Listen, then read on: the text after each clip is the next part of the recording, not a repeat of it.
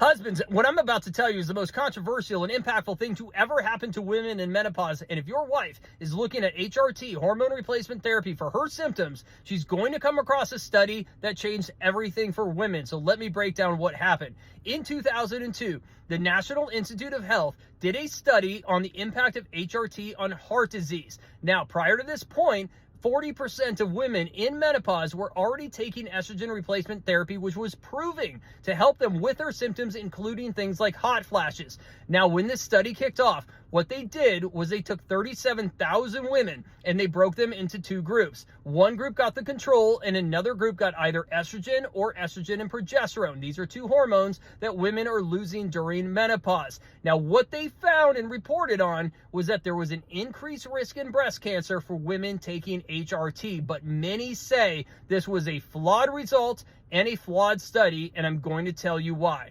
Number one, the average age of women in this study was 63. Now, the average age of women to hit menopause is 51. A lot of women looking at HRT are in their 30s and 40s, so this was way off. Some women were as old as 79 in the study. Secondly, what they actually found was a statistically significant decrease in the risk of breast cancer by 30% in the group of women taking estrogen only.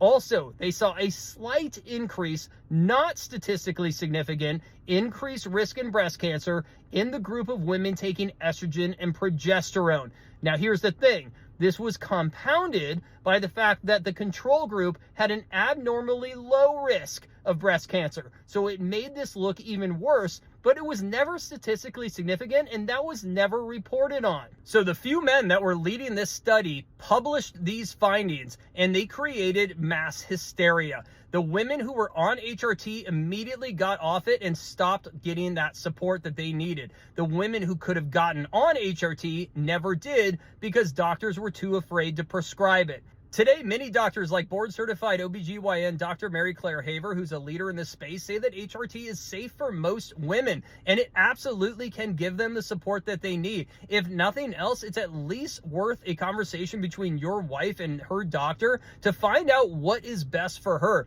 But just know that this study is out there, and know what it said, and know that there's two sides to the story, because this one may not have been all that it's cracked up to be.